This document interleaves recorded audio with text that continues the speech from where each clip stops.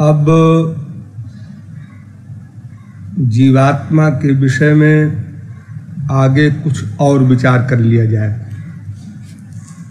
शुद्ध जीवात्मा चित्त कण है।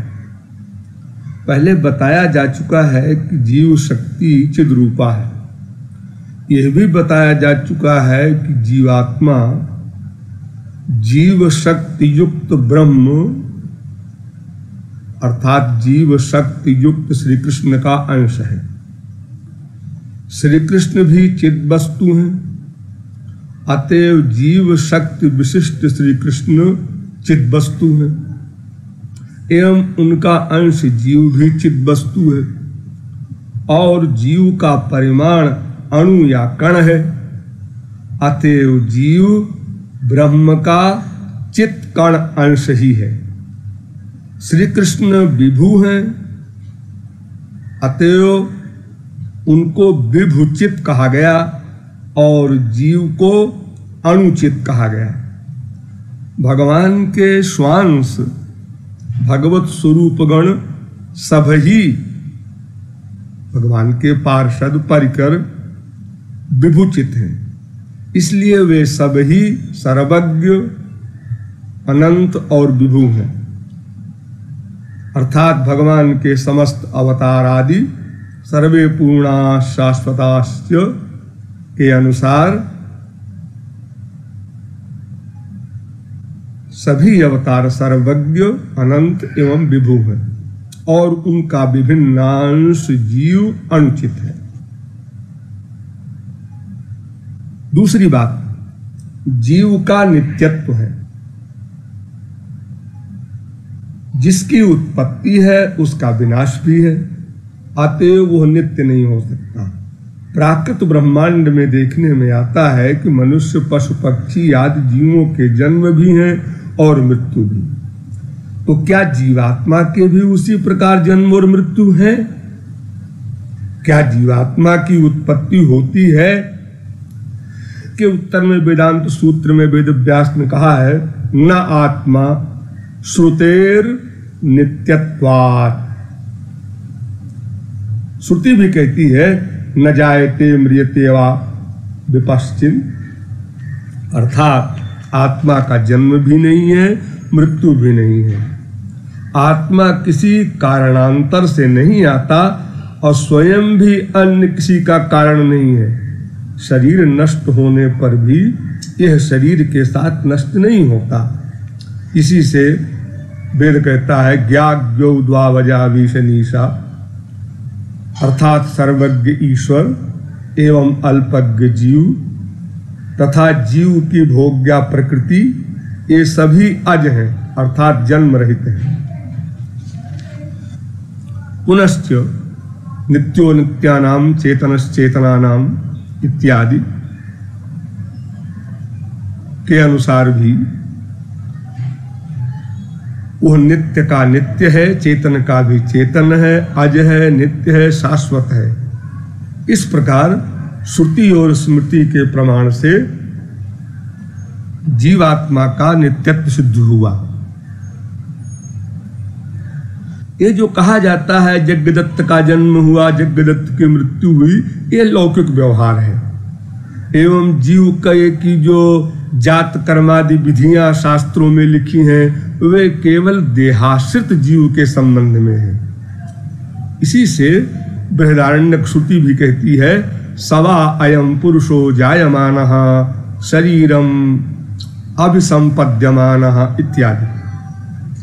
जीव जन्म के समय देह को प्राप्त होता है और मृत्यु काल में देह छोड़कर चला जाता है। छांदोग्य उपनिषद भी कहता है जीवापेतम वावो किलेदम म्रियते न जीवो म्रियते।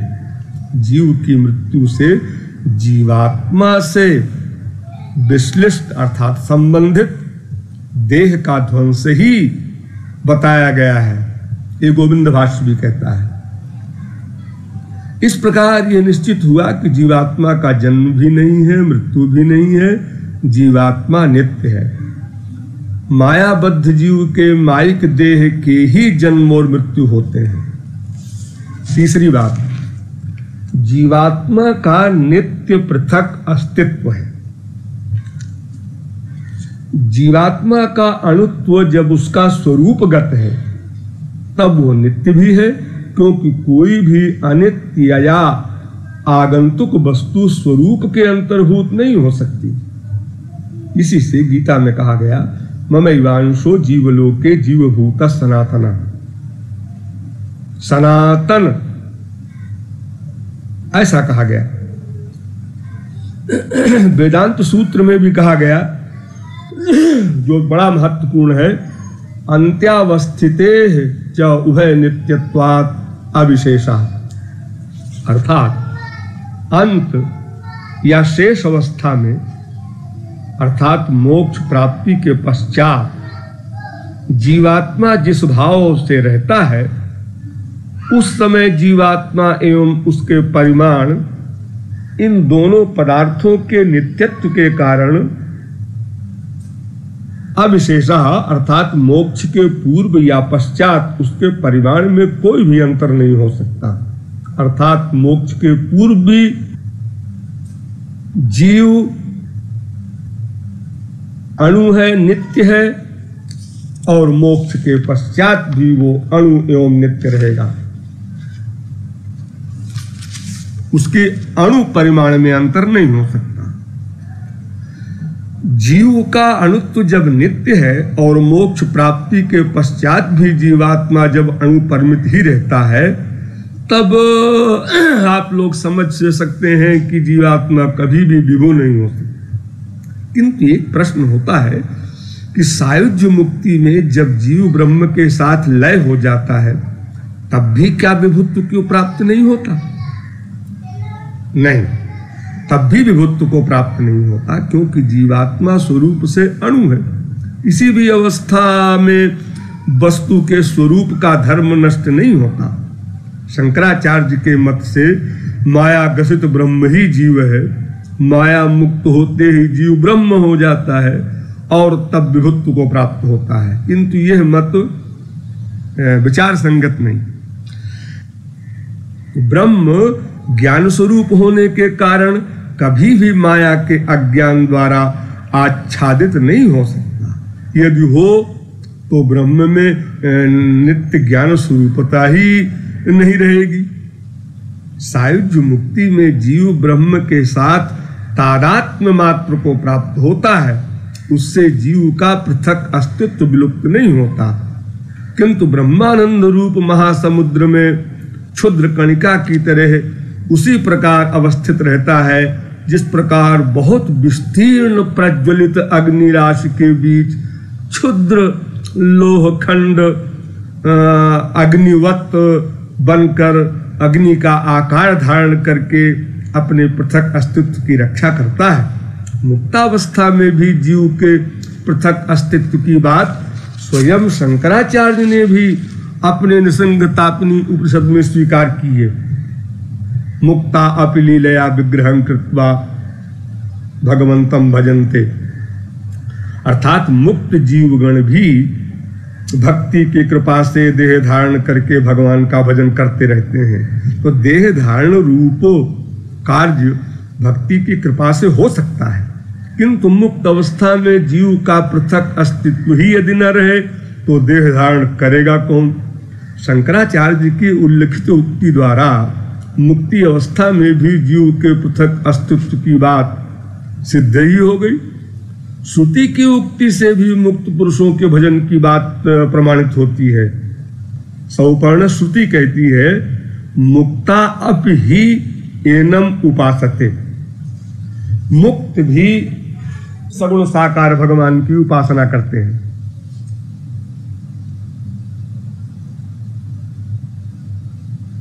ब्रह्म सूत्र में भी इसके लिए एक सूत्र बना दिया गया, अप्रयणात् तत्रापि ही दृष्टम। और रसो वैसा रसगुण हेवायम लब्ध्वानंदी भवति, इस श्रुति वाक्य से भी मुक्त अवस्था में जीव के पृथक अस्तित्व की बात सिद्ध होती है। कैसे? इस श्रुति वाक्य का कहना है कि रस स्वरूप ब्रह्म को पाकर ही जीव आनंदी हो सकता है। मुक्त अवस्था में ही रस स्वरूप ब्रह्म को पाया जा सकता है, इसके पूर्व नहीं। तो उनको पाकर जीव आनंदी होता है, यही बात श्रुति ने कही है। आनंद होता है ऐसा नहीं कहा, आनंद पृथक वस्तु है, आनंदी पृथक वस्तु है। जैसे धन एक पृथक वस्तु है और धनी दूसरी वस्तु है, अतएव आनंदी शब्द से ही मुक्त जीव का पृथक अस्तित्व सूचित होता है। विष्णु पुराण ने बड़ा सुंदर लिखा है, विभेद जन के ज्ञाने नाशमात्यंतिकम गते आत्मनो ब्रह्मणो भेद मसंतम कः करिष्यति। जीव गोस्वामी ने इस श्लोक की व्याख्या की है, जिसमें मुक्त जीवों के पृथक अस्तित्व की बात सिद्ध की है। जैसे देवत्व मनुष्यत्वादि लक्षणों विशेषतो यो भेदस्तस्य जनकेपि अज्ञाने नाशंगते ब्रह्मणः परमात्मनः सकाशात् आत्मनो जीवस्य जो भेदः स्वाभाविकः तम भेदम असंतम कः करिष्यति अपितु संतम इत्यादि।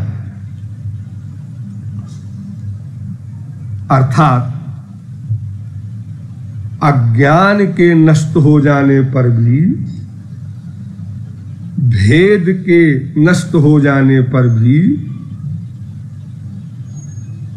आत्मा और परमात्मा का जो भेद है उसको कौन मिथ्या कर सकता है। उल्लिखित प्रमाण आदि से जाना जाता है कि मुक्त जीव का पृथक अस्तित्व रहता है। नंबर 4, जीवात्मा संख्या में अनंत है। बालाग्र शतभागस्य इस श्रुति वाक्य के अंतर्गत अनंत शब्द का अर्थ ही जीव गोस्वामी ने परमात्मा संदर्भ में अनंत संख्या किया है, यह पहले ही बताया जा चुका है। अतएव इस श्रुति वाक्य से जीव की संख्या अनंत निर्धारित होती है। भागवत में भी अपरिमिता ध्रुवास्तनुभृतो यदि सर्वगतास्तर्हि न शास्यते इत्यादि श्लोकों की टीका में 10:87-30 जीव गोस्वामी ने लिखा है, अपरिमिता वस्तुतः एवं अनंत संख्या नित्यास्य ये तनुभृतो जीवास्ते। जीव की संख्या अनंत है एवं जीव नित्य है। उक्त श्लोक की श्रीधर टीका की उक्ति भी इसी प्रकार है। अर्थात भागवत का यही कहना है कि जीवों की संख्या अनंत है। जीव के स्वरूपगत अणुत्व से भी जीव की संख्या की अनंतता सूचित होती है। इस ब्रह्मांड में हम अनंत कोटि देहधारी जीव देखते हैं। इन सब के हृदय में अणुरूप जीवात्मा विद्यमान है। अनंत कोटि देहों में अनंत कोटि जीवात्मा है, अतएव जीवात्मा की संख्या अनंत है। 5वां, जीव ज्ञान स्वरूप एवं ज्ञाता भी है। पहले बताया जा चुका है कि जीव चिद रूप है, चैतन्य स्वरूप ज्ञान स्वरूप है। ज्ञान स्वरूप होकर भी ज्ञाता है, यही बात वेदांत सूत्र भी कहते हैं। जैसे ज्ञः अतएव, यह वेदांत सूत्र। जीव ज्ञः अर्थात ज्ञाता है। इस संबंध में वेद भी कहता है, अथ यो वेद इदं जिघ्राण इति स आत्मा छंदोग्य। अर्थात जो जानता है कि यह आघ्राण कर रहा है वही आत्मा है। प्रश्नोपनिषद भी कहता है, ये बड़ा इंपॉर्टेंट है, एष ही दृष्टा श्रोता घ्राता रसयिता मंता बोधा कर्ता विज्ञानात्मा पुरुषा। अर्थात यह जीव ही दृष्टा श्रोता घ्राता रसयिता बोधा कर्ता और विज्ञानात्मा है। जीव गोस्वामी ने भी कहा है, अतएव जीवात्मा अनुचित होने के कारण उसका ज्ञान भी अवश्य स्वल्प है। जीव स्वल्पज्ञ है, किंतु विभूचित होने के कारण ब्रह्म सर्वज्ञ है। नंबर 6, जीव का कर्तृत्व है, अर्थात जीव करता है।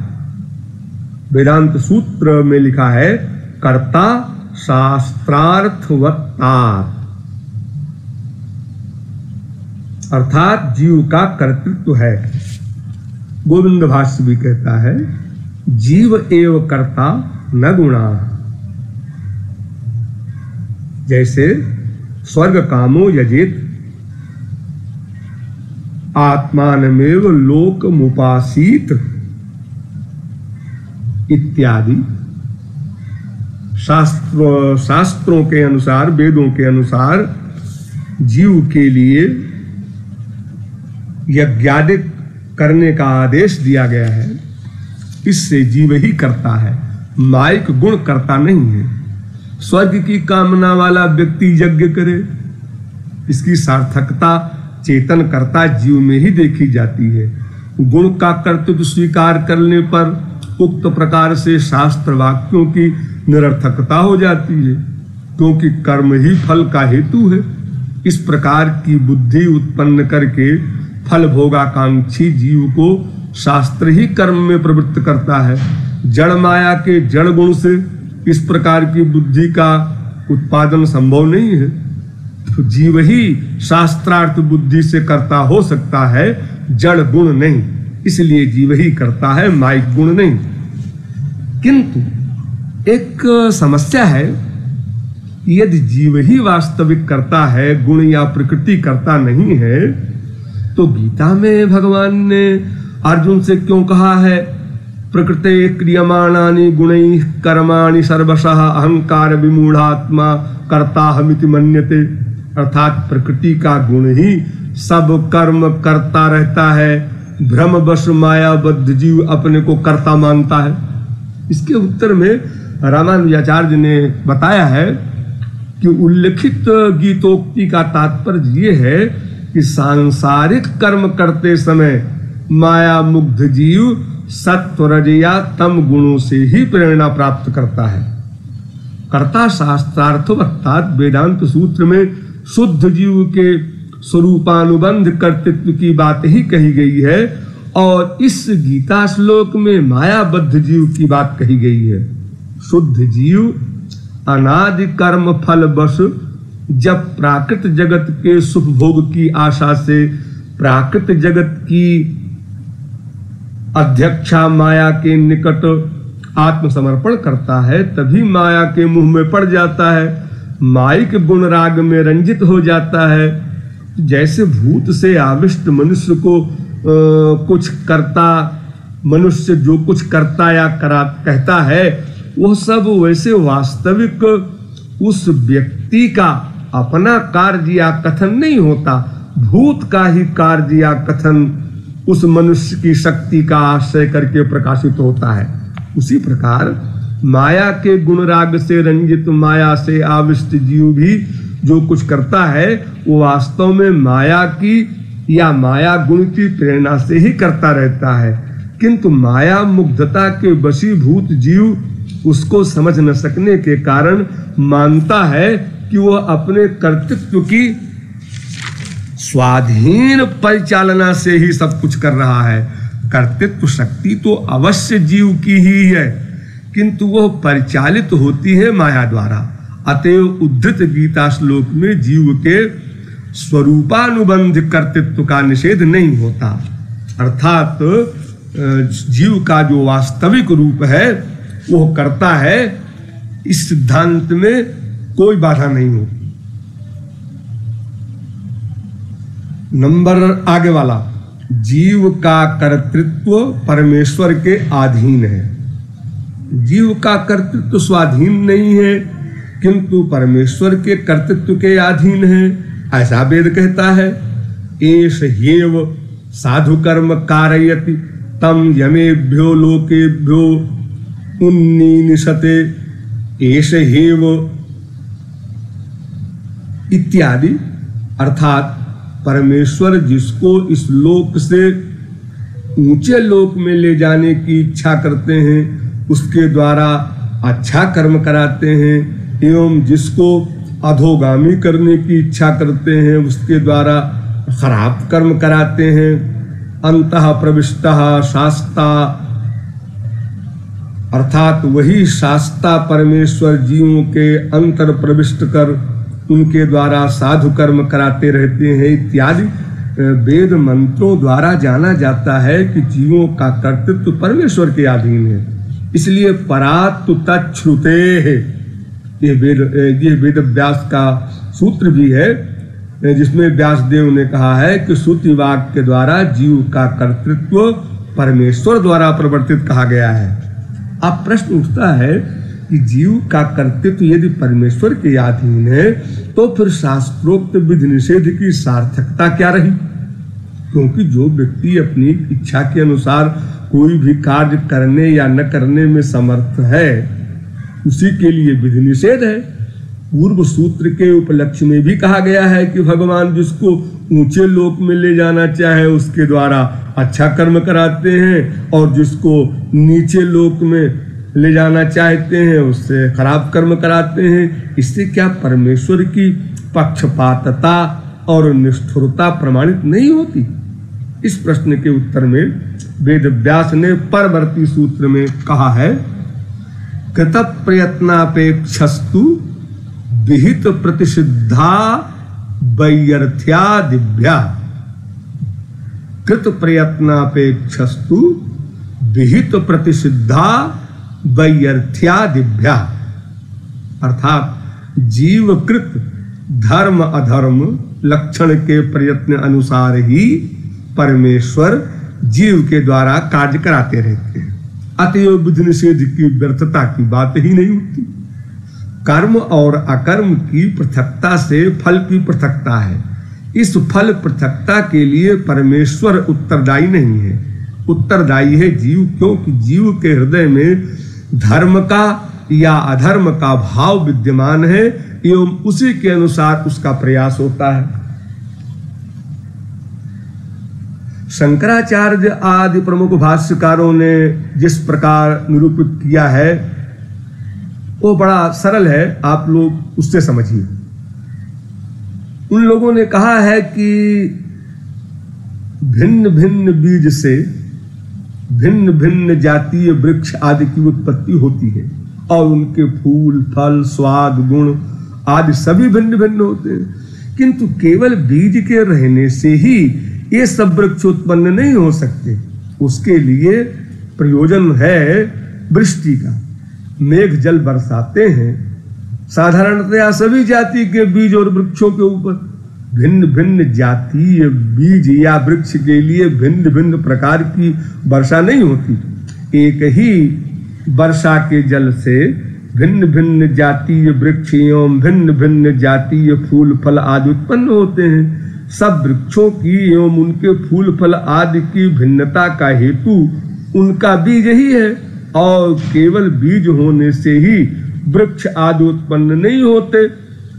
वर्षा की अपेक्षा रहती है तो वर्षा होने से भी वृक्ष आदि उत्पन्न नहीं हो सकते यदि बीज न रहे। उसी प्रकार पूर्व पूर्व कर्मों के फल से मायाबद्ध जीव के चित्त में जो कर्म की वासना उत्पन्न होती है उसी वासना के अनुसार जीव जिन कर्मों के लिए प्रयास करता है उन कर्मों को करने की शक्ति मात्र परमेश्वर देता है।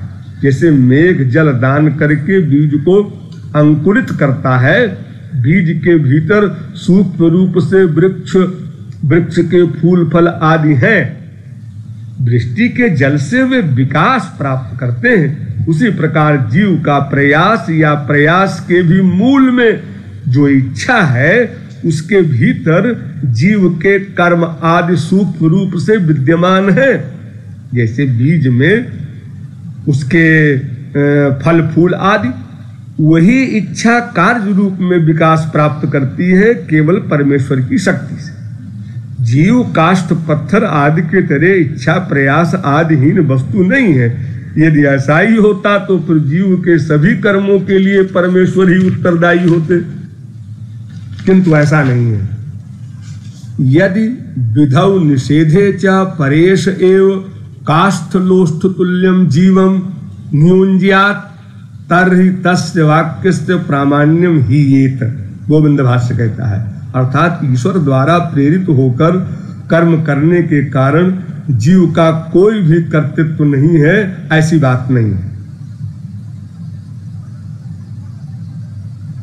जीव है प्रयोज्य कर्ता और परमेश्वर है प्रयोजक कर्ता। अतएव गोविंद भाष्य में कहा गया, तस्मात् स जीवः प्रयोज्य कर्ता परेशस्तु हेतु करता। जल के बिना जैसे बीज अंकुरित नहीं हो सकता, उसी प्रकार परमेश्वर की शक्ति के बिना जीव कोई भी काम नहीं कर सकता। काम करने की शक्ति देते हैं परमेश्वर, उस शक्ति की परिचालना द्वारा जीव अपनी इच्छा के अनुसार काम करता है। इसी से कर्म फल के लिए ईश्वर उत्तरदायी नहीं होते। स्वकर्म फल भुक्तमान, जीव अपने किए ही कर्मों का फल भोगता है।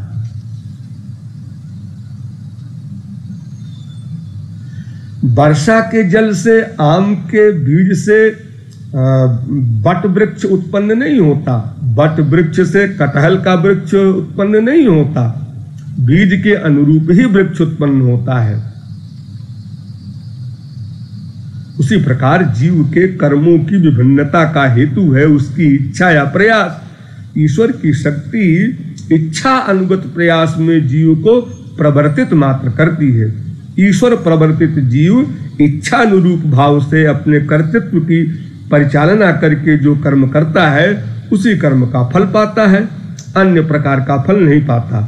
बड़े बड़े नगरों में तार के योग से बिजली, इलेक्ट्रिसिटी, विद्युत शक्ति सर्वत्र ही प्रसारित होती है, किंतु अपनी अपनी इच्छा के अनुसार उसके द्वारा कोई प्रकाश प्राप्त करता है अर्थात बल्ब जलाता है, कोई पंखा चलाता है, कोई पानी ऊपर को उठाता है, कोई और प्रकार के तमाम यंत्र चलाता है। जिनके घर में जितनी विद्युत शक्ति है अथवा उनको जितनी आवश्यकता है, जैसे मान लो किसी को केवल बल्ब जलाने का ही प्रबंध है, अन्य कोई भी प्रबंध नहीं, उनके घर में वो शक्ति केवल बल्ब ही जलाती है, पंखा या यंत्र आदि नहीं चलाती। तो जीव के लिए ईश्वर की शक्ति विद्युत के समान है और उसके विभिन्न कर्म बल्ब, पंखा चलाना आदि विद्युत शक्ति के विभिन्न कार्यों के समान है।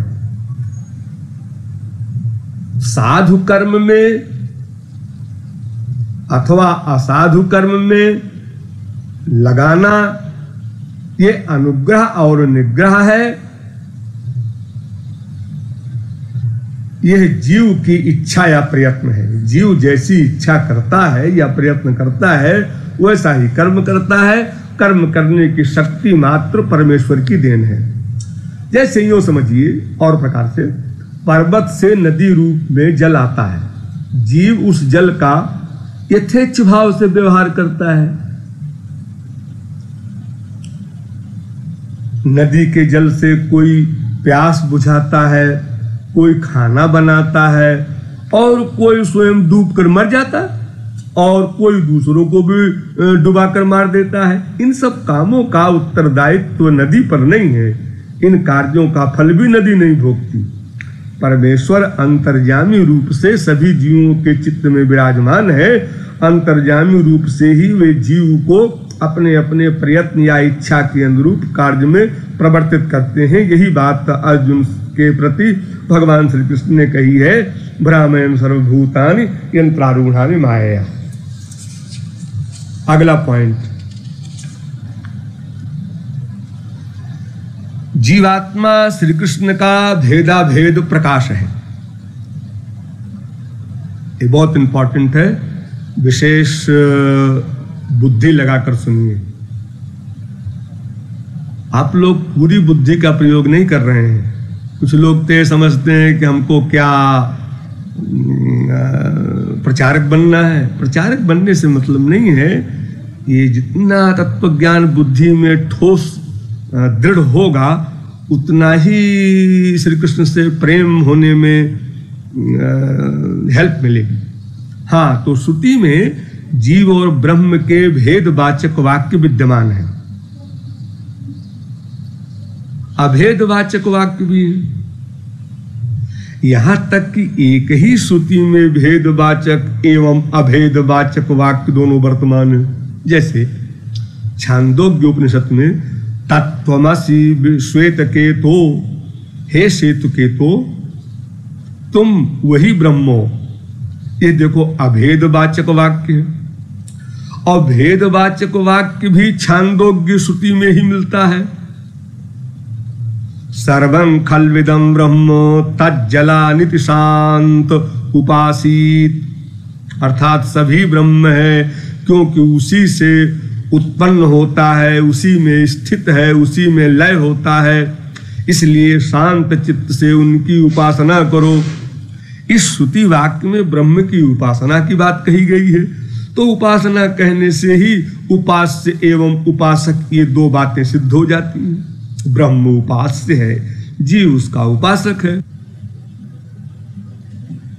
इस प्रकार जब ब्रह्म उपास्य है और जीव उपासक है, तब इस श्रुति में जीव और ब्रह्म के भेद की ही बात मिलती है।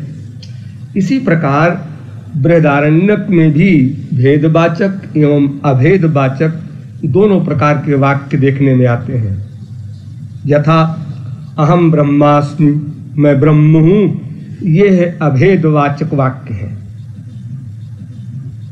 और दूसरा भेदवाचक वाक्य उसी श्रुति में यह है, सा यथोर्णनाभिस्तन्तुनोच्चरेत् यथाग्ने क्षुद्रा विस्फुलिंगा व्युच्चरन्त्येवमेवास्मादात्मनः सर्वे प्राणा सर्वे लोका सर्वे देवा सर्वाणि भूतानि व्युच्चरन्ति। अर्थात जिस प्रकार ऊर्णनाभ तंतु विस्तार करता है, जिस प्रकार अग्नि से क्षुद्र चिंगारियां निकलती हैं, उसी प्रकार आत्मा से सब प्राणी, सब लोक, सब देवता एवं सब प्राणी उत्पन्न हुए हैं।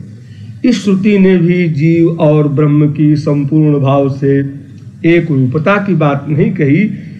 इस प्रकार एक ही श्रुति में जब जीव और ब्रह्म के भेदवाचक एवं अभेदवाचक वाक्य देखने में आते हैं, और इसी प्रकार के अन्यान्य बहुत सी श्रुतियों में भी दोनों प्रकार के वाक्य दिखाई देते हैं, तब जीव और ब्रह्म का संपूर्ण भाव से भेद है ये भी कहते नहीं बनता, और उनके बीच संपूर्ण भाव से अभेद है ये भी कहते नहीं बनता।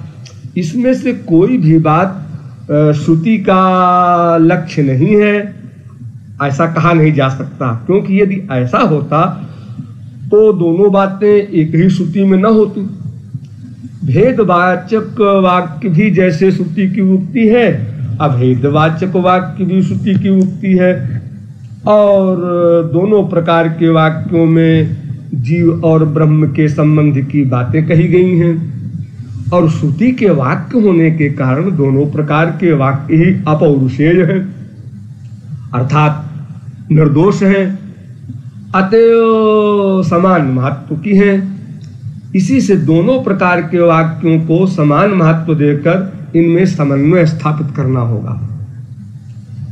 समन्वय स्थापन के उद्देश्य से ही व्यासदेव ने वेदांत सूत्रों को संकलित किया है। इसी से वेदांत सूत्रों का दूसरा नाम है उत्तर मीमांसा। किंतु शंकराचार्य ने भेदवाचक श्रुति वाक्यों को ये व्यावहारिक हैं, पारमार्थिक नहीं है, ऐसा कहकर उनकी उपेक्षा की है। अपनी इस प्रकार की उक्ति के समर्थन में, अर्थात भेदवाचक श्रुतियां व्यावहारिक हैं, इसके समर्थन में उन्होंने किसी भी श्रुति वाक्य का उल्लेख नहीं किया। अतएव उनका ये कहना उनकी अपनी व्यक्तिगत राय भले ही हो, किंतु वो वेद शास्त्र सम्मत नहीं। और अब हमारे सामने एक ही मार्ग है कि इन दोनों प्रकार की श्रुतियों का समन्वय किया जाए और दोनों को बराबर महत्व देकर समन्वय हो जाए, ऐसा कोई मार्ग निकाला जाए। ऐसा रामानुजाचार्य ने भी किया है और अनेक संप्रदाय के वैष्णवाचार्यों ने किया है, किंतु सर्वाधिक महत्वपूर्ण समन्वय श्रीमन महाप्रभु गौरांग महाप्रभु चैतन्य देव ने ही किया है। उन्होंने कहा है कि जीव और ब्रह्म में भेद भी है, अभेद भी है। ये दोनों संबंध ही समान रूप से सत्य है। इसीलिए उन्होंने अपने सिद्धांत में कहा है, कृष्णेरो तटस्था शक्ति भेदा भेद प्रकाश। व्यासदेव ने भी भेदा भेद तत्व को स्थापन करके दोनों प्रकार के श्रुति वाक्यों की समान मर्यादा दी है। उनके इस वेदांत सूत्र से यह स्पष्ट हो जाता है, उभय व्यपदेशात् त्वहि कुंडलवत्, ये ब्रह्म सूत्र है। उभय व्यपदेशात् अर्थात जीव और ब्रह्म में भेद एवं अभेद है। ऐसे दोनों प्रकार के उल्लेख होने के कारण सर्प और उसके कुंडल के अनुरूप समझना चाहिए। अर्थात सर्प जब कुंडली धारण किए रहता है तब सर्प और कुंडली स्वरूपतः दोनों ही सर्प हैं। इस हिसाब से उनमें अभेद है, किंतु सर्प एवं कुंडली देखने में भिन्न है, इस हिसाब से उनमें भेद है। इसी प्रकार ब्रह्म भी चिद वस्तु है, जीव भी चिद वस्तु है। तो चित अंश से उनमें कोई भी भेद न होने के कारण जीव और ब्रह्म में अभेद कहा जाता है। किंतु ब्रह्म है विभूचित और जीव है अणुचित, अर्थात ब्रह्म का चित्त कण अंश है जीव। इस हिसाब से उनके बीच भेद है। प्रज्वलित अग्नि राशि एवं क्षुद्र स्फुलिंग, ये दोनों अग्नि के हिसाब से तो एक हैं, किंतु परिमाण आदि से अर्थात एक अनंत अग्नि ज्वाला है और एक क्षुद्र स्फुलिंग है, दोनों में भेद है। इसी प्रकार जीव और ब्रह्म में भी भेद भी है, अभेद भी है। इस सूत्र के भाष्य में शंकराचार्य ने भी ऐसा ही माना है, अर्थात भेदाभेद ही माना है। प्रकाशाश्रवद्वा तेजस्तात्, प्रकाशाश्रवद्वा तेजस्तात्, इस ब्रह्म सूत्र में भी सूर्य और सूर्य लोक इन दोनों में जैसे भेद और अभेद है, उसी प्रकार जीव और ब्रह्म के बीच भी भेद एवं अभेद है, ऐसा बताया गया है। अंशो नाना व्यपदेशात्, इस ब्रह्म सूत्र में भी जीव ब्रह्म का अंश है, अंश और अंशी में स्वरूपतः अभेद है। नाना व्यपदेशात्, जीव और ब्रह्म के बीच नाना अर्थात भेद का उल्लेख भी है। और अन्यथा चापि, भेद अतिरिक्त अन्य रूप अर्थात अभेद का भी उल्लेख है। जैसे अग्नि एवं क्षुद्र स्फुलिंग में जैसे भेद भी है, ये मैं शंकराचार्य का भाष्य बता रहा हूं। जैसे अग्नि एवं क्षुद्र स्फुलिंग में भेद भी है और उष्णता अंश से अभेद भी है, उसी प्रकार जीव एवं ब्रह्म में भेद भी है और चैतन्य अंश से अभेद भी है। अतएव भेदाभेद दोनों ही विद्यमान रहने के कारण, हाँ, तो इस प्रकार जीव और ब्रह्म में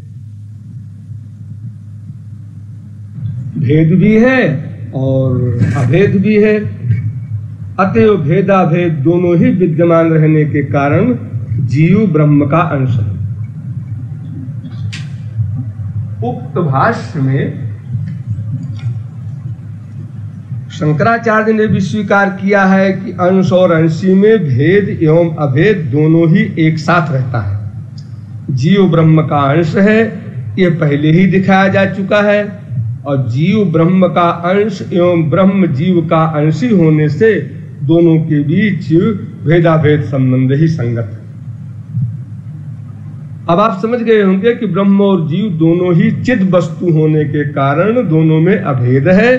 ब्रह्म विभूचित और जीव अणुचित है। ब्रह्म सर्वज्ञ सर्वशक्तिमान है और जीव अल्पज्ञ अल्पशक्तिमान है। ब्रह्म सृष्टिकर्ता है, जीव सृष्टिकर्ता नहीं है। ब्रह्म नियंता है और जीव उसके द्वारा नियंत्रित है। ब्रह्म मायातीत, माया का अधीश्वर है, किंतु जीव माया द्वारा नियंत्रित और कबलित होने के योग्य है, क्योंकि अणु है। ब्रह्म परमानंद घन विग्रह है और जीव मायाबद्ध अवस्था में अशेष दुखों का आकर है। इत्यादि कारणों से जीव और ब्रह्म में भेद है। इसी से वेद व्यास ने एक सूत्र बनाया, अधिकम तु भेद निर्देशात्, ब्रह्म जीव से भिन्न एवं अधिक है। दूसरा फिर ब्रह्म सूत्र बनाया, अधिकोपदेशात्, अर्थात ब्रह्म जीव से अधिक है।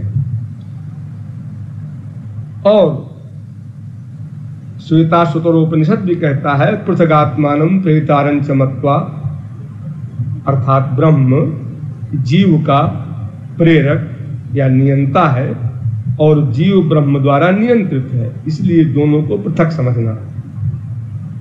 इस प्रकार श्रुति वाक्य के अनुसार जीव और ब्रह्म के बीच एक साथ नित्य भेद और अभेद संबंध रहने से उनके बीच भेदाभेद संबंध ही प्रतिष्ठित होता है।